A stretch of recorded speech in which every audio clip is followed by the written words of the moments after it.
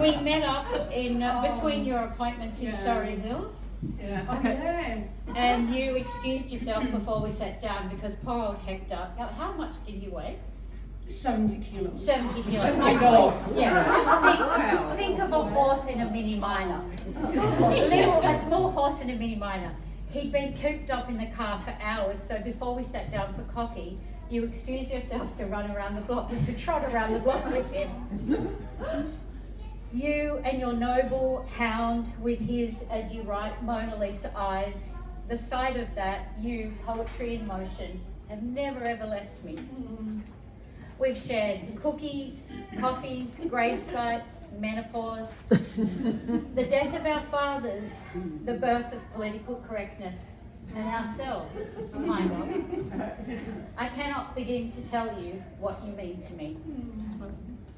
In this fickle old world of egos and promos, of sound bites and smoke and mirrors and wank and woke, passivity in the face of inherited concepts, allowing others to think for us and to stand as place markers when we can't be bothered to think, you remind us that the task of a writer is to think for herself, and that that task is not a static state, but it's a constant process of paying attention, of thinking things afresh in every new situation.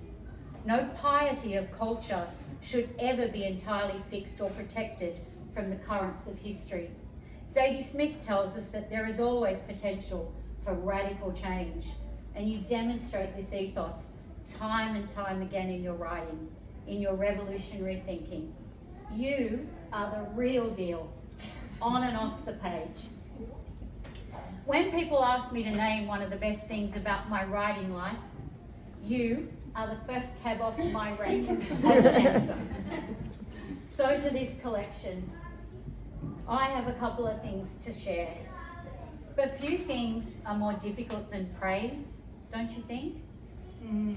To genuinely speak of what we love, because the correlatives of awe and reverence are not verbal.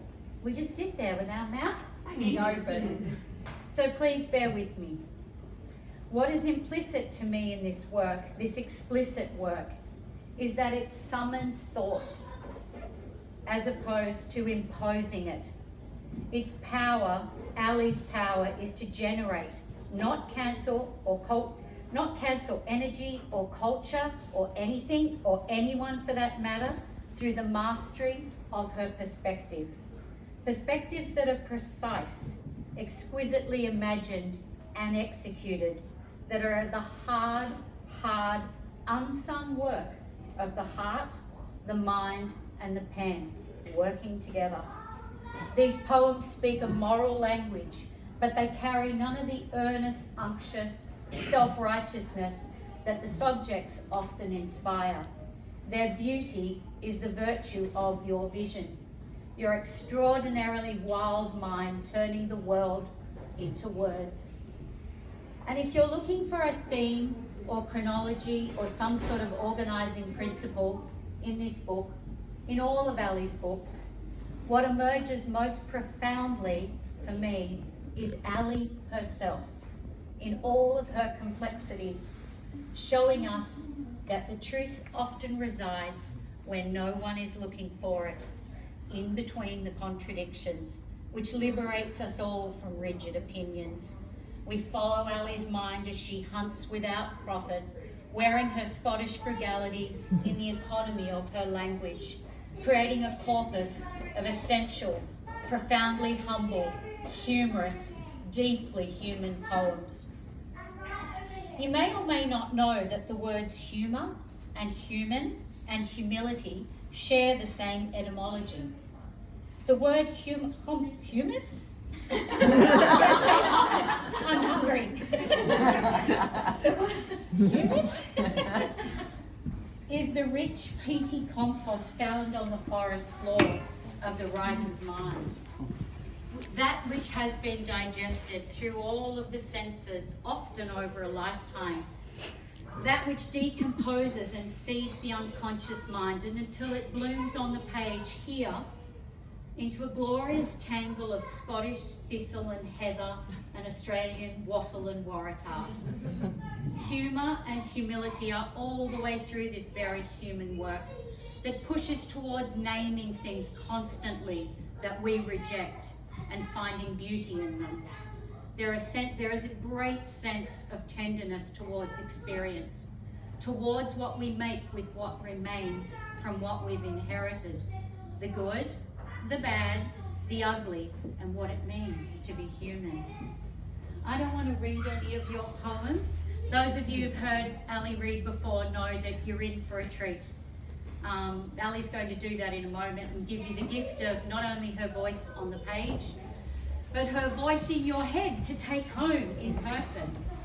I'd just like to give you a little glimpse into the world of what this collection encompasses, which begins even before the first poem, where the author note reads, "This book would not be possible without the generous support of the Arts Council of," or just kidding. Despite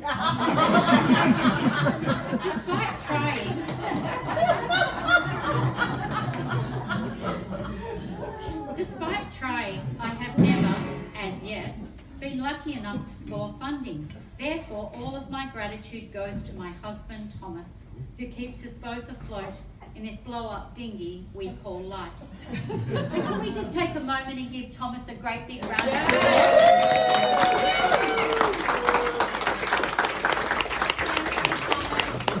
Thank you. It's not nothing to have a partner who believes in your art, who believes in you so wholeheartedly. I thought about It's that, not but then nothing, it's everything. Thank you, Thomas.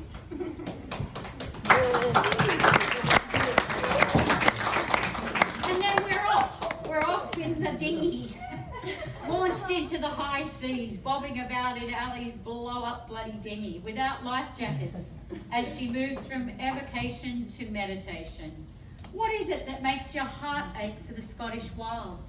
The horizontal rain, we're asked, and then told, sadly, that you've yet to come up with an answer. But I would argue, or rather suggest, that what you've done in this book, Ali, is answer the unanswerable and often unaskable questions of not only your longing and belonging, but of living. Your desire to transform your longing into something more, something so close to experience it seduces feeling into form, has given us poems that emerge and flow until the seas swell and you chuck a hand breaky, freaking us all the fuck out, leaving us breathless, careening from cunts to cows lactating, listening to REM's Everybody Hurts, to a father itching for a drink, not knowing what to do in a room full of his own children, making sad shadow puppets on a wall, a one-eared dog, a peace dove, a poet drowning, keening to the moon and her mother, exiled by the pandemic, pondering death by euthanasia hoods, nicotine patches, tumours, garden hoses are stuck down noses and throats, Trump's drinking Coke, stuffing himself with chocolate cake, schooling Chi on pussies and the privileges of stardom, wondering why there are so many Kim words in Korean, asking Chi if he knows Kim Kardashian. And then we meet an ugly son, or two, Scott Morrison and Tony Abbott, masturbating on desks with climate change as the earth expires. We learn that eternal love is a dog who never dies and a father who does, but whose absence is a haunting presence throughout this grief-stricken work. It didn't have to be like this, you write. If you'd given up the grouse, stop fucking whores, taking mum like you'd promised to the Costa del Sol, bought her diamonds instead of a cement mixer. If you hadn't battened down the front door with an axe and thrown your stew at the flocked wallpaper. We feel the great fucking stew of your father, Ali, trickling not just down the flocked wallpaper, but throughout the years as you remain painfully, resolutely faithful to what is. Grief and the second person are anchors that keep pulling us under. Before you, me, all of us come up understanding the difficulty of what it is to draw a dead man from memory, and yet draw him you do. so tenderly. You draw him with wings as you drown in your things and bees and fold 243 origami swans, drinking flat whites, calling them great whites. A woman growing tired of being nice to people and discovering how liberating it is to say what she thinks, that all of the shit you've spent 50 years worrying about doesn't matter in the slightest, because nothing matters in the end. Most of life is spent living a lie, you enlighten us. That it's important to remember there is no one lie that fits all, that everyone's lie is different. With the polite authority of a flight attendant, taking us through safety procedures, knowing full well the promise of air mattresses and whistles won't save us, you call for a clean-up in aisle 9 at Bunnings, where the hot dogs are $1 and you dreamt of having sex. In which aisle the husband, Thomas, who fills the bed with 4 evenly spaced hot water bottles, asks, before we're told what to expect from adulthood and the most terrifying surgical procedures of your life. We will learn to suck in our pelvic floors to stop them sliding out of our asses. I dare... What was that? Or vagina. Or vagina.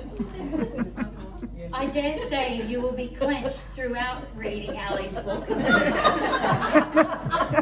Holding not only your pelvic floors, your laughter and tears, but holding every breath as each poem takes us deeper and deeper into the contours of a mind who asks, is it hot in here or is it just me?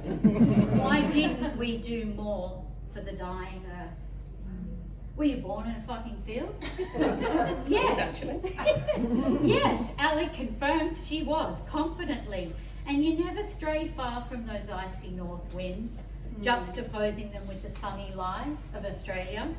The memories of observations both washing down the chute of a throat, filling with contrast dye, highlighting the internal imaging of the past, the present, and the days ahead.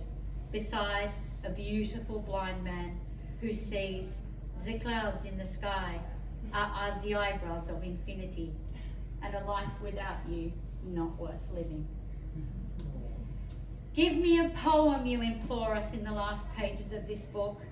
A poem that gorges and lives in perfect harmony with its contradictions.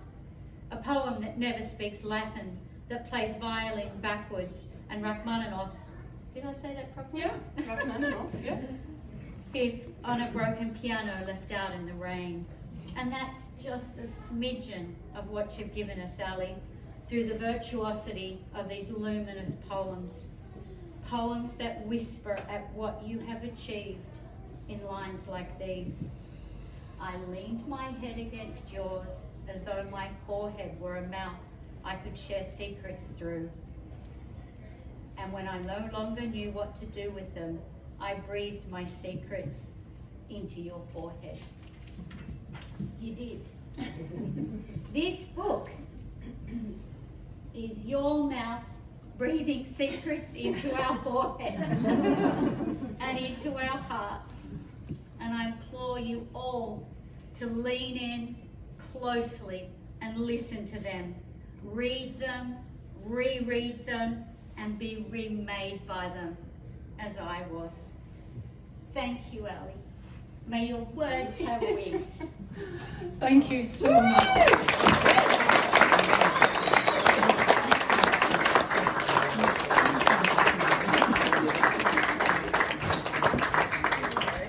Wow. What am I going to do with that? Thank you so much. That was beyond anything I could ever have imagined. That's just beautiful, and possibly even better than the poems. So I'll just get a free copy of that, and just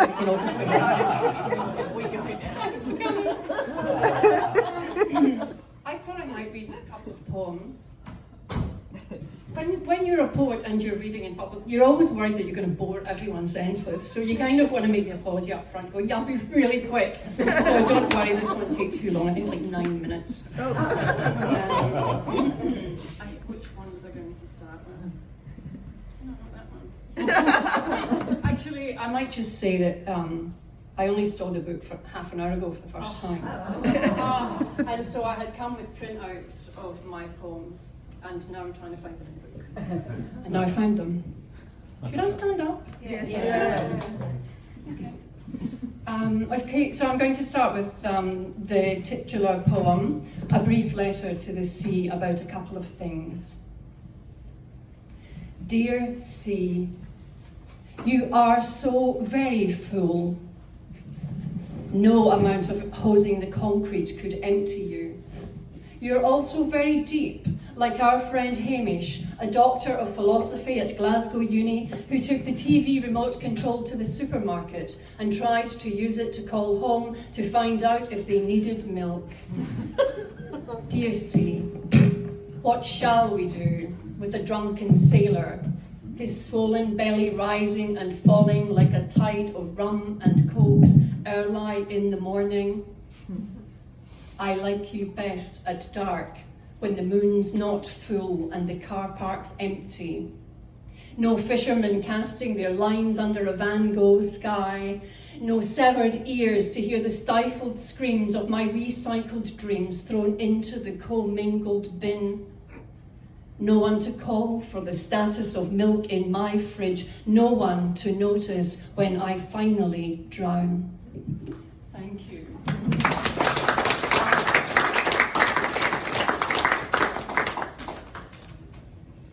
And so when I was thinking about what to read tonight, is that my mic that's doing it? Is that, oh, do you want me to take? Is it?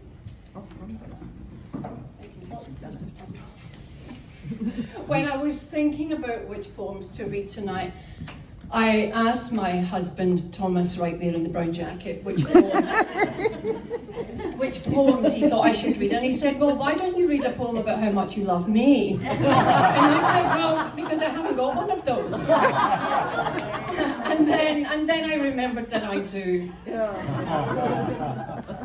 This is called Love in the Time of Celery. I always imagined my yellow brick road would lead me to a future, if not emerald, at least the colour of pale celery. Over time, the rich yolk of my bricks faded and turned to what Dulux might call malnourished eggshell. I met and married a migrant who cleaned bricks for a living, $50 for every 1,000 bricks cleaned. Sometimes he'd bring home a couple and keep them on his desk. I was too much of a cunt to see what it was he was really trying to say. He came to this country with no Ingles. Pas d'anglais. Ich spreche kein English. With time, he taught me how to be kind in 3 different languages. Through him, I discovered the heart of a shrimp is located in its head, that otters hold hands to stop drifting apart in the sea, that cows produce the most milk listening to REM's Everybody Hurts. After months teaching himself English, he got a new job cleaning stables. When they asked how much English he could speak, he oozed his answer with all the ripeness of a French camembert. Not so much, he said. But the horses also, they are not speaking the English either. After the stables, he got a job cooking in a French restaurant when it was still compulsory to smoke in the kitchen. At home, he continued to keep 2 bricks on his desk at all times. Eventually, he gave in to my nagging to replace them with an objet d'art that matched the curtains and pleased me more. We went shopping and bought something from a shop that meant no thing. A statue of a woman wearing a crown, the torch in her right hand casting shadows that turned the room the colour of malnourished eggshell. Give me your tired, she seemed to say, your shrimps and your curtains. Give me your bricks, yearning to breathe free. Thank you.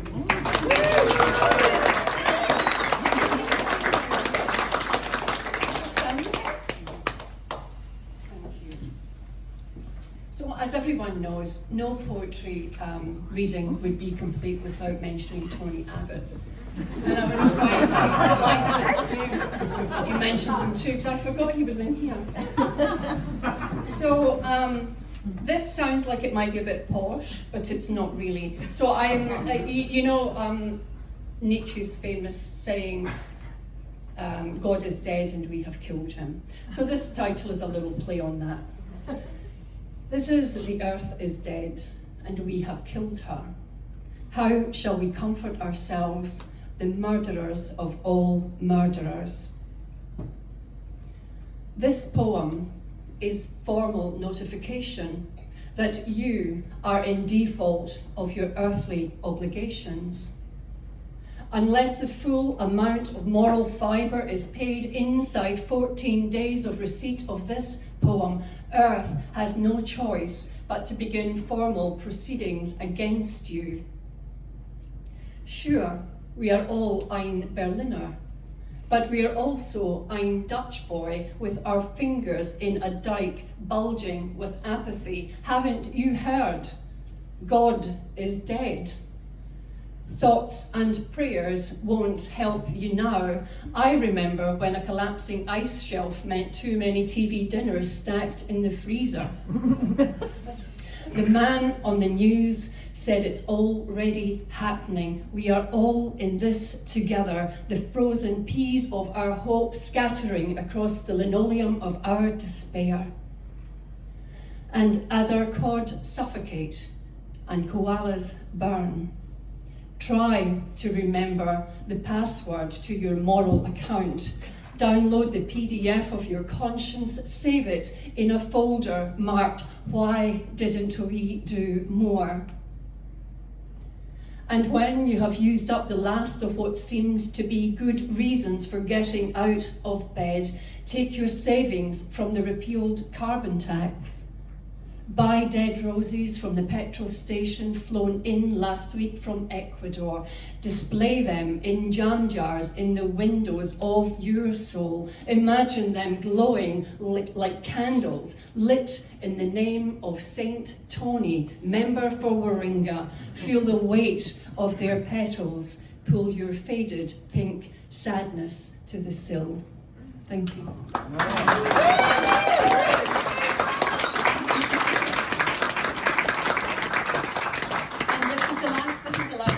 So anyone who's free, it's nearly over. Okay, so this is called The Difficulty in Drawing a Dead Man from Memory. This is a picture of my dad. I drew it from memory. Apart from the straw boater he has somehow started wearing since he died, it is a very good likeness. Here is another one. This time he is holding a microphone, his mouth jammed open for all eternity mid-phrase. He was a very good singer. His favourite songs were Ave Maria and There Goes My Everything, but only when Elvis sang them. He used to sing them to Mum at parties, and when he was drunk, which is to say always. Yesterday I cut him out of a photograph, glued him to a sheet of lined paper, drew a set of angel wings on him, even I could see were too big. Then I took my biro and filled the sky with 1,000 black M's, hoping for a murmuration of birds. I decoupaged the Massey Ferguson 241 tractor from the Farmers Weekly I bought months after he died, when I was still looking for a connection to something. Then I glued it halfway up the page. Somewhere not quite heaven and not quite earth. I am not much of a drawer, but I tried to capture the likeness of the puppy dead on the kitchen floor. The difficulty in trying to capture a dead man's violence from memory is that you're not meant to speak ill of the dead. You are meant to find a way to sketch their better angels, no matter how fleeting their appearance. Thank you very much. Thank you so much.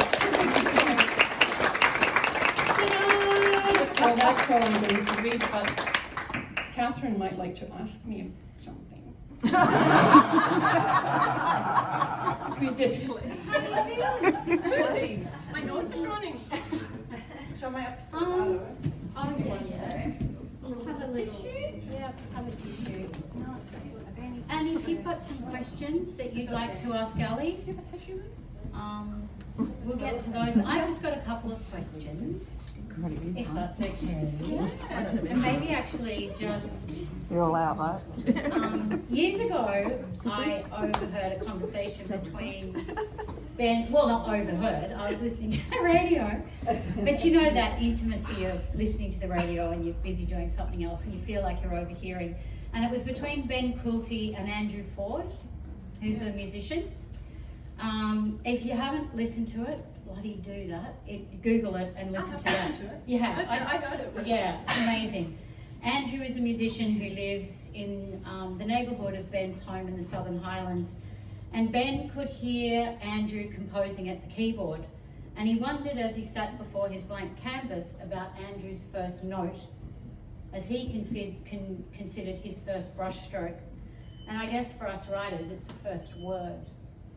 So, given that your writing is both so incredibly painterly and lyrical, I wondered if you could share with us a little bit about your first mark on the page, and maybe in doing so we could deconstruct one of the poems you've just read.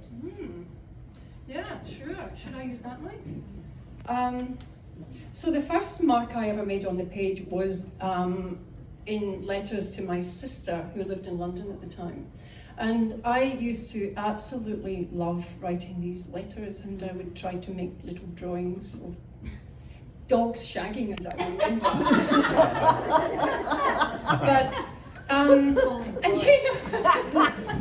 So those were the first marks, and then what was the other bit? Well, Just Jen. No, well, yeah, sure. I love to hear about the dog shag. I have such a short attention span. No, the impetus. Let's talk about the first mark on the page. Say, would you like to talk about the last poem? Yes, I would. And so, sort of, the impetus for that. So, where that might have begun. Yeah, so that last poem that I just read, The Difficulty in Drawing a Dead Man from Memory. As I sat down to think about tonight, I was thinking about how do we write a poem, how do we come to it? And it's never just the idea that we sit at a table and write about one idea. We're always going to bring all of our prejudices, all of the things we love, all of the bargains and calls that day, the man that was annoying on the thing, blah, blah. It's everything. There's this whole world comes to the table. It's not just one idea that I think I'll just try to untangle right now and, be very fancy. And I thought about this poem, and I thought, where did that come from? And I remember Bronwyn and I, we went to a play some years ago, and it was a Dublin theatre company who'd come to Sydney. Do you remember? They were called the Dubliners, and they did this play, which was extraordinary, and I could cry remembering it was so good. There was only 3 people in it, and it was called Have I No Mouth? And it seemed like such an amazing title at the time, and I wasn't writing poetry at that time, but maybe the first book had come out. And they just had a particular scene in there where one man was just on stage on his own, and he was holding up cards with words on them, just really simple words, and then he would just take the next card and hold it up, and I think he had his mouth maybe even taped over. It was just extraordinary in so many ways, and I wish they would come back and do it again. But I thought, I'm going to rip that off. I'm going to do that. And so I thought, I'll have a one-woman show. It'll be about my dead father, and I think we might even have talked about it. Yeah. And I thought, I'll have a coffin on the stage, I'll have a dead person in it. Or a pretend dead person. So I'd have the dead, and it would just be me. I would just write these things, really profound things on the thing, and I would hold up these cards. And anyway, I took notes for the card, you know, and I never quite got to the stage where I thought I could do this one woman show because, you know, whatever. I just didn't. And then what I thought I would do is I'd just put these amazing lines that I'd written into a book, but I would illustrate them. I thought I was going to start drawing my dad, and I'm drawing like dog shagging. Nothing looked like anything. Like, I can't draw at all. And so I had to abort. I even had him in a hospital bed and really long legs, but nothing worked. I couldn't sort of transcribe the whole thing into a thing. So, and so that's where that poem came from. So those lines are just those lines that I thought would be in my you know, Broadway success one woman show. and yeah, I never got there. But yeah, I just took the lines and I just kind of sliced them in, you know, into some kind of order, and they became that poem. So that's the genesis of that poem. And what, you know, you never know where poems are going to come from. I think in my last collection I have a poem that takes place in Bunnings. And sometimes when people ask me, where do your poems come from? I say, I sometimes get them in Bunnings. Did I just turn that off? Yeah, great. Oh, you just do that? Oh, do you? Have it. Yeah, no. Just press it in. Just press it in. Yeah, please. 1 and 2 seconds. Oh, I'll come. oh, yeah. I take roll that one. Right. I think I just broke that one. Oh. Yeah.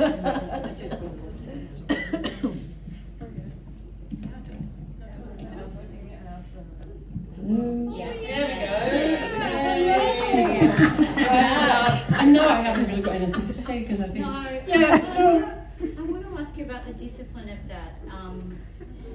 The discipline of that. So you've got all these experiences and feelings and this desire. It's so interesting to hear you talk about. I mean, we're all trying to articulate something that's incredibly mysterious to us as writers. We don't know how we do what we do, but part of it is like turning up to the page.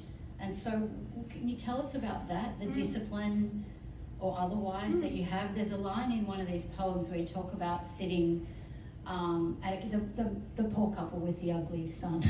Which one? They're in a cab, they run a cafe. Oh yeah. And you sit on a timber bench and you sit yeah. at the very edge, Yeah. and if you lean left, you can That's just it. glimpse the sea. Yeah. So is place, tell us about where you write. Are you one of those people that can sit with ugly kids, a glimpse of the sea, and tell us about that.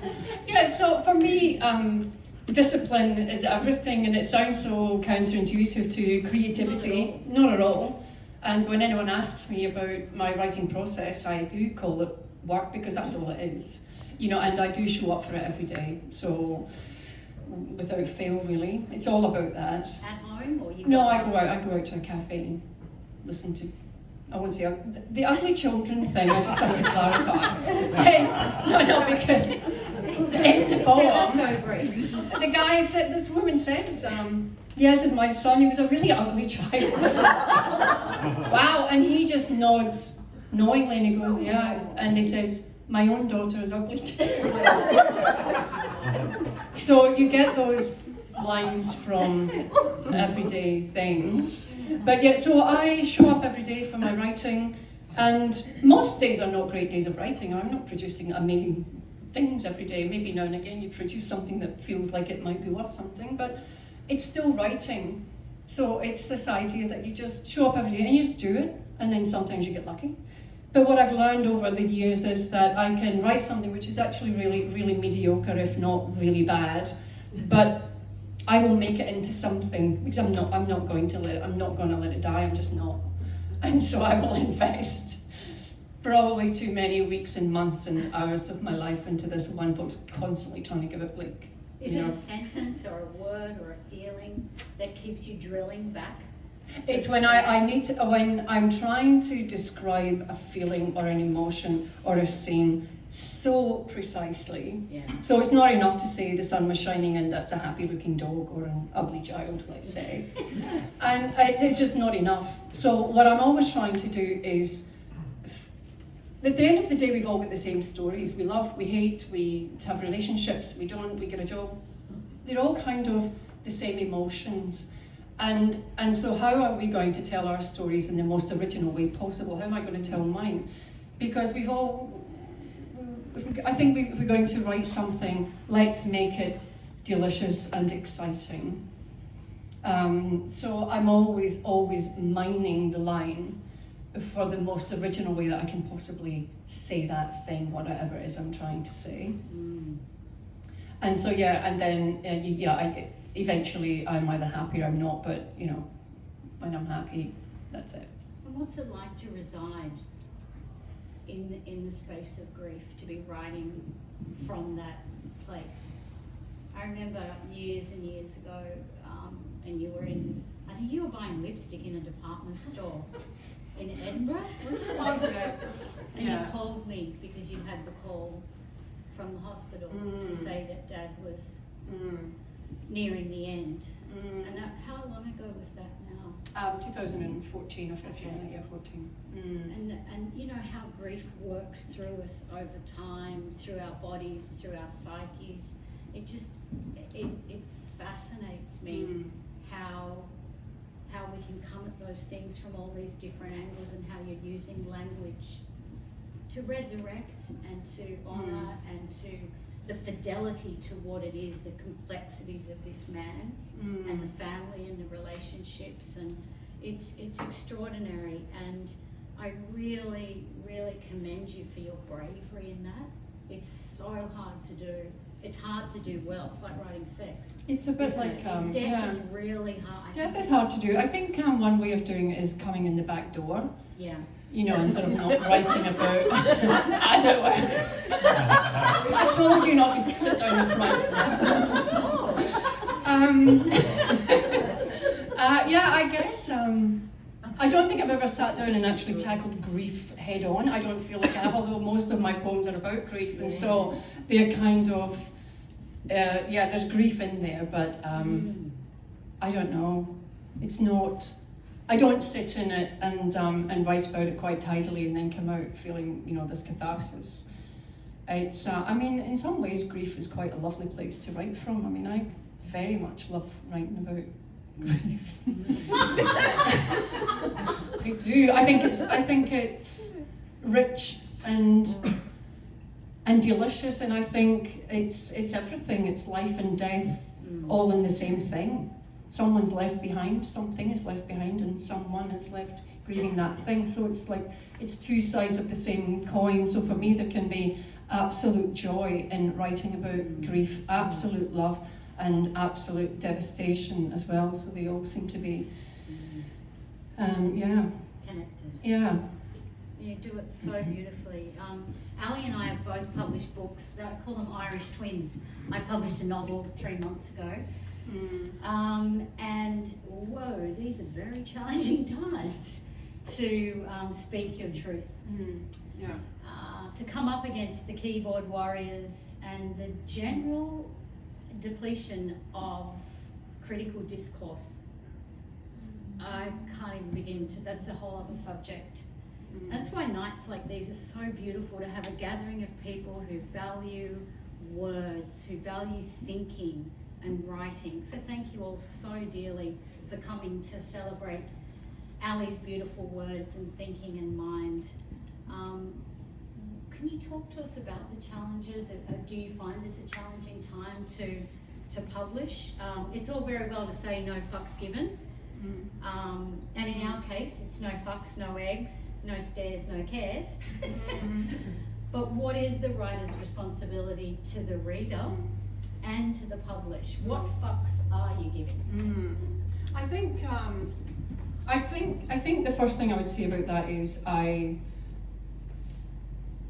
I've always tried to be someone who the only fucks given are the ones that I give myself. So, as in,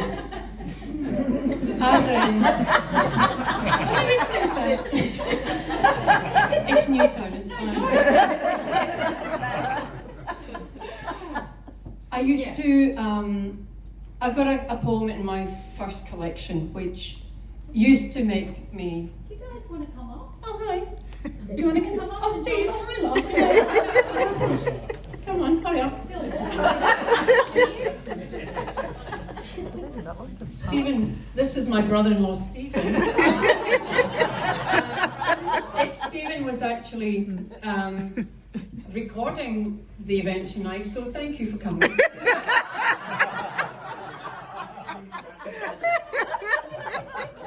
So that's great, Stephen. Thank you. Stephen, you can pay us later. It's worth a lot, right? Oh, bless. Thank you. So I have this poem where it used to make me a bit worried to read it because I didn't know the reaction I was going to get, and it involved unconscious prejudices that I had and I didn't know I had until I saw a Muslim man on Glebe Point Road praying to Allah while I was having my coffee, and I was really in. And it was around about the time when there was a lot of suicide bombing going on and all sorts of things. So anyway, but any time I went to read that poem, I'd have it in my list for my reading. I think, oh no, don't read it. You know, I'm too scared. No, you will read it because precisely because you're scared. You must read it. You know, it has a very good ending. Like it's you know, it's all about what a twat I am. It's not about anything other than that. But and so I think in recent times, as you're talking about cancel culture and those things, I mean, it certainly has an effect on you. I will find myself now saying, oh, can I say that now? Can I say it? And I think, and I'm nobody, you know, I'm just doing my little poems here, and it doesn't really matter in the grand scheme of the world. But so what? I mean, yes, but do you know what I mean? And it's, but I will certainly think twice, and then I will say the thing. It's fine. And then I think, so what if I get cancelled anyway? Like, what's really going to happen? You know? It's not really, you know? Yeah. You know what I mean, Steve?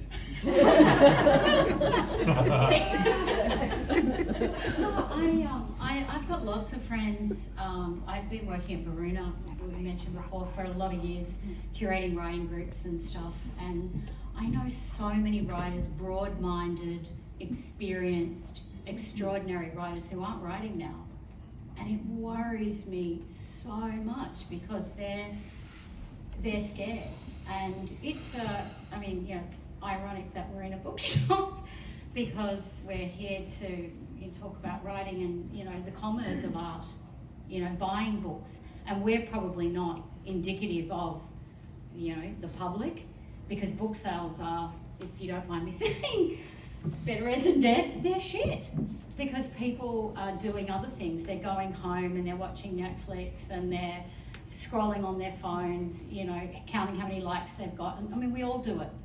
And yet what's happening to our brains and our thinking, our concentration? Years ago, I did an exercise with a group where everybody was working in separate rooms, and you kind of had to do a bit of a hangman exercise and make a note on the page every time you were distracted. So you had your phone there, everybody was allowed to take their phones in, and we kind of said, let's meet in 10 minutes. And honestly, people came out of their rooms and went, fucking hell. Like I was hung in like less than 5 minutes, you know, so you actually could trace how long you were thinking, you know, before you were distracted and I got to check on, what about the whole thing. You think, what's that doing to our, not just our thinking, but our lives, you know, our communication with each other. Having recently published, like the PR team, I published with Hachette, and the PR team there, they're all beautiful young people and they don't answer their phones. And when I ring them, they go, hello? Like, is there something on fire? And I go, no, that's the sound. Like, they don't want to speak. And they would rather send an email and all those sorts of things. And the world's just changing. The way we communicate is changing so rapidly. We can't get left behind. You have to keep pushing through your fears and finding the language for all those astonishing experiences. And I'm so glad you do, Ali. You've just hasn't she just given us all so much? It's magical. It's so special. And you said to me recently, we were talking about the book a little while before it came out, and you were talking about what you might do next. that you had a bit of a hunch around that. Do you feel like sharing that? Yeah, sure. Sure, everybody wants to. Well, let me let you all in. What I'm doing next. Did you want dolls? No, I'm not drawing. I've given up my aspirations of an artiste. Yeah, I know.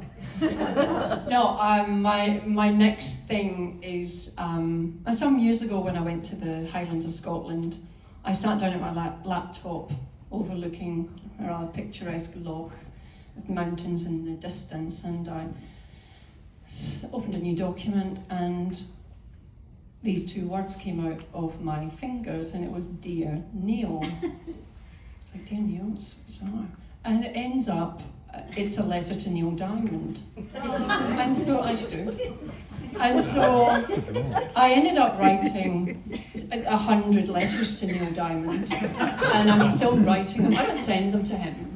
So the letters are, they're written by, a sort of young woman who's a bit naive, and she's kind of, is really looking to him as a kind of fatherly figure, really. But it's quite naive and very, very tragic and quite funny, I hope. But yeah, so that's my next thing that I'm finishing up now. It's just about finished. So. Oh, really? Yeah, I've been writing ever since. Thank you. That's amazing. You're amazing. Would anybody like to ask Ali a question before she signs her beautiful book for you? Oh, Yes.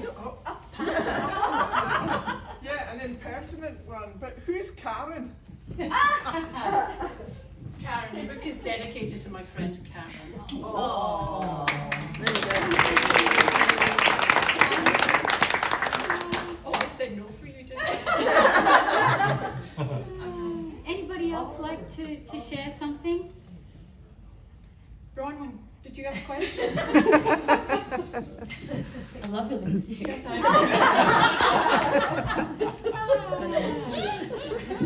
It's fine. No. Oh, yeah. Oh, you actually have a question? Yeah, I do have some questions. A few questions, but so are there things, when you're writing that book, for example, how many poems, or how do you go about the process of culling the works? I guess, I don't know, I didn't really have any that I culled there. I kind of had that many, and I kind of, and they all seemed appropriate to put in there, so get in there. Yeah, well, in your previous book. Well, I guess kind of about 18,000 words is the thing for a poetry collection. And so, 18 or 20. You could be less, but they're about 18, all of mine are about 18, so that's how, some... Yeah. We're best friends. We don't talk about this. But do you have a collection of poems that haven't made it to any of your books, but that are waiting, for the right collection or something? I kind of don't. I've got a couple of straggly ones which are waiting to go somewhere, but when I finished this, I then went while I was waiting for this to be published, because typically you sign a contract and then a book doesn't appear for at least 12 months. And so one just starts the process of writing whatever is next, and in my case it's been my Neil project. And so, thank you. I'm not sure what to say about that, but Bronwyn's surprised. Surprised that there's not more debris, that there's, And in Well, there's a terms bit of bad poetry is it around, but... pagination? Is that how you say it? Like the order of the poems in the book. Tell us about that. How do you go about putting the collection together? When you're putting a collection together, there's each poem as an individual poem, and you somehow want to create a kind of an umbrella of a thing which makes the collection a kind of poem itself. So it's just, I print them all out and spread them across the dining table and up the floor and everything, and then move them around, and that doesn't work. But he died there and now he's alive, so put that there and put that there, But it's quite a delicious process. You enjoy that? Yeah, I do. I love all of it. Do you? Yeah, I love every minute of it. You have to love writing to do it, don't you? I think so. Yeah, I do. And we love you for writing. Thank you. I Thanks. Let's give Ali a great big round